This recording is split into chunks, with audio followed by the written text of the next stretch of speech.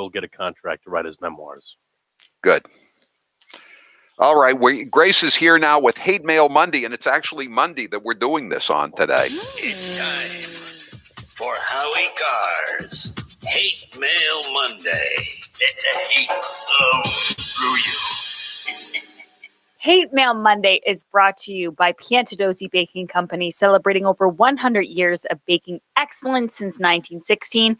Here's what we do, guys. We go through Twitter, we go through our emails, our voicemails, Facebook comments, and we gather all of the most vicious hate that you have. We don't go through Parler right now because Amazon has tried to kill them. They won't be back for a couple of weeks. And we don't go through Gab either, I guess, because Gab is right now down. I don't think they've been banned, but they're just down because they've probably been overwhelmed by people fleeing Twitter. Yes, but that's okay because there's so many platforms that people hate on you, Howie, that I'll be okay for now. I want to start with the hate mail that I have a question about. I brought it up in the first segment. This person on Twitter, @BookJailer, said, "The proudest moment of my life was booing the bleep out of Howie Carr when he threw out the first pitch at a Sea Dogs game." I want to know, Howie. That's the greatest moment of his life? The proudest. The proudest moment of his life? Wow. Can you tell us about that, Howie? Where did you claim you got it over the plate? Yeah, that's the Sea Dogs, or the minor league baseball team. They're now a Red Sox minor league team, and it's Hadlock Field, named after the former athletic director at Portland High School. My father knew him. I mean, that's how far back it goes. But I love Hadlock Field, and so when they invite me to throw out the first pitch, I'm very happy to do it. And I run down there at 6 o'clock. I think it was 6 o'clock, or on a break from the show, and I go down there and I throw it out, and I always got it across the plate. I did it 2 or 3 times. Do we have evidence of this? Next thing you're going to say, Grace, is that I rigged the license plate lottery drawing so that I would get a 4-digit license plate. I just think it's important that we create a consensual reality for people, and that we have someone like Daniel Dale who can offer us video footage or something. Otherwise, I think we're going to have to put a little bit of a censor on this because we're not sure if that's true, Howie. Well, I'm going to give you to use another phrase from that same segment on CNN. I'm going to give you some fact-based reporting. Okay. I threw a strike. Granted, it came in at about 15 miles an hour, but I did get it across the plate, and it did not bounce. Okay, fair enough. Howie, so we do a crossover segment in my show, The Grace Curley Show. Yes. And I mentioned that I'm having you on, and then when you're on, what I thought you're supposed to do is you're supposed to reintroduce people throughout the course of the segment. We're talking to Howie Carr. I'm talking to Howie Carr right now. That's what I thought that you're supposed to do when you're hosting a radio show. Apparently, some people don't like that. What do they want? Grace, when you're having a segment with Howie and having a discussion with Howie, do you think you could mention Howie's name more? We know who you're talking to. All you say is, "And Howie, and Howie, and Howie," until I do what I usually do. I open up my bedroom window and I jump out. Hey, Howie, right now I'm talking to Howie Carr and Hate Mail Monday. Howie, what do you think about that voicemail? That was kind of strange. Was that his proudest moment, jumping out of the bedroom window? I mean, I don't like to think that that's what I'm causing people to do. But hey, guys, I'm just doing my job here. Another person tweeted, "I'd rather cover myself in honey and let Japanese killer hornets attack me than spend 1 minute with Howie Carr. He is a complete fraud." Could we have some citations, please, about my fraudulent behavior? I mean, I've never filed for a fraudulent COVID-19 bailout loan. Well, I mean, the fact is this guy would rather be covered in honey and let hornets attack him than hang out with you. That's a fact. He's really fortunate that those are not his 2 options. The other option he has is just turning off the sound or the YouTube, whatever, right? Right. Or just not going to the website to read my columns. Oh, speaking of your columns, thank you for that that segue. A lot of people don't like your columns either. And a lot of people, their hatred for you has kind of seeped over into my column. And I don't appreciate that at all. What did you think was going to happen, Grace? I know. The people who hate me the most always reference Howie. It's like their first go-to. So in my column this week, someone wrote, Curly can't be taken seriously. She's an enabler who makes a living sucking up to Howie Carr. Someday she will regret selling her soul to the devil. That's you, I think. I'm the devil. Yep. Please allow me to introduce myself. I'm a man of wealth and fame. All right, let's play our next voicemail. This person, he calls in a lot. He doesn't like how much you give out the phone number. What's the number, Howie? I missed it. Would you say the number again, how to reach you?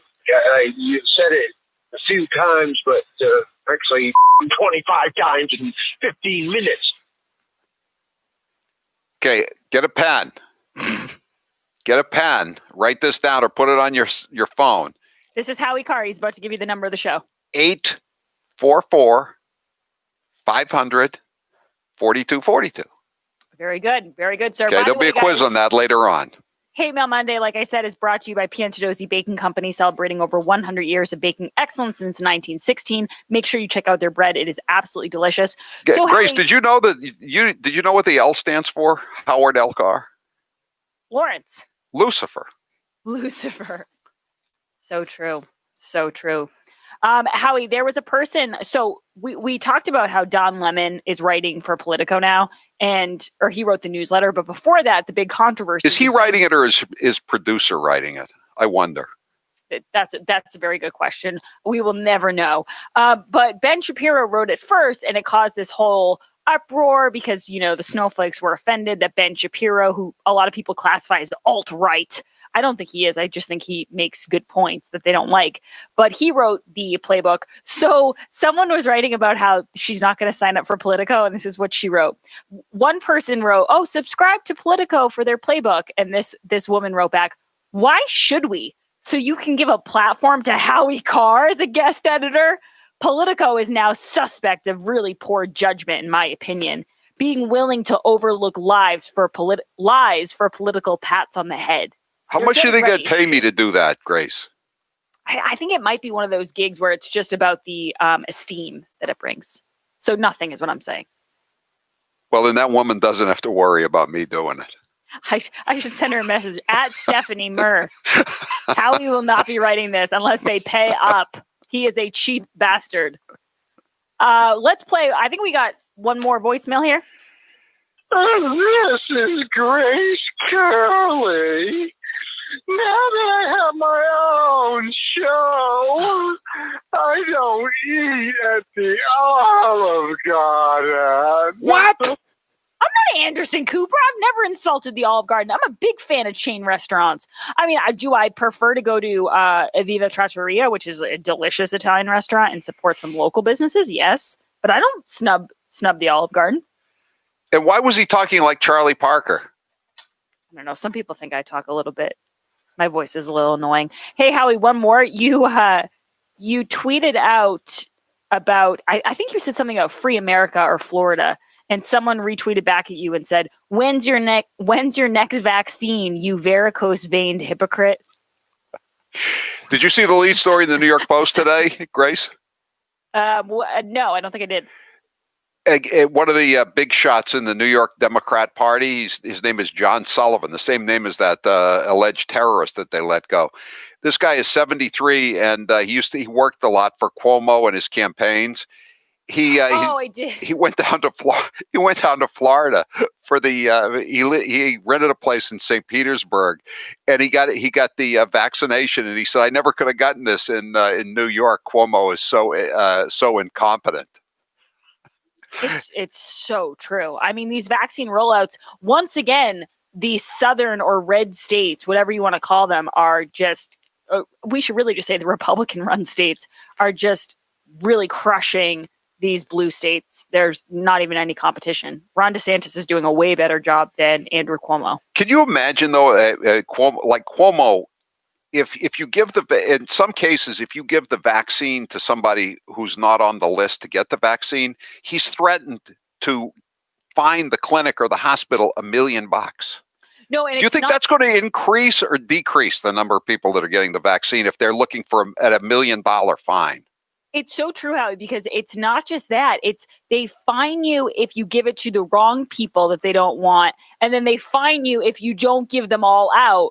So you're kind of in a bind. Catch-22. And that's the real problem with people like Andrew Cuomo and with Charlie Baker. That's all they know how to do is fine people and, punish people and shut down businesses. There's no incentive for people to do well because all they want to do is just punish you until you can't do anything. Yeah, I know. All right. Anything else, Grace? Is that it? That is all the hate mail for today. I'm sure we'll have a lot next week, Howie. Just keep doing what you're doing, pal. All right. You varicose vein bastard. I'm a hypocrite.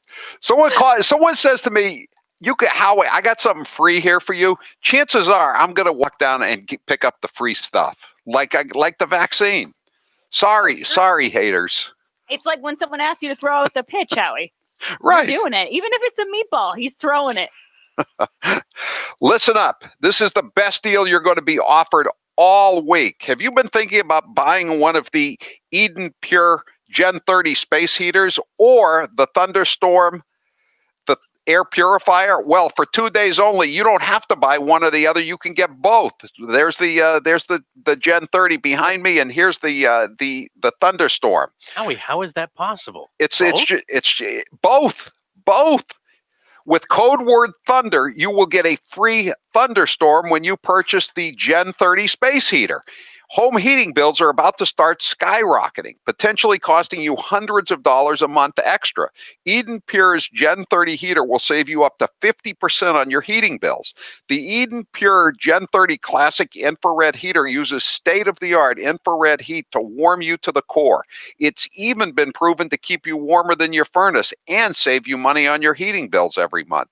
The Gen 30 heater doesn't dry out the air in the room. This helps prevent dry skin. If you have pets or young kids around, you don't need to worry about the heater catching fire. There, look at it. It's a really nice thing, and it's also it's safe, totally safe. Go to EdenPure.com and put in code word Thunder. That's nearly $100 savings, and shipping is free too. This is I can be warm and not have any funky odors around me too. Exactly. What could be better? Deal. What could be better? There's a lot of problems this week. This is not one of them. Buy the Eden Pure Gen 30, and with code word Thunder, you get a free Thunderstorm air purifier. Everything you need to get through the winter. EdenPure.com. You'll never be cold again, and you'll never smell that yucky odor again. EdenPure.com, code word Thunder. I'm Howie Carr. Howie will be right back after a quick trip to Thank you. Redemption Center.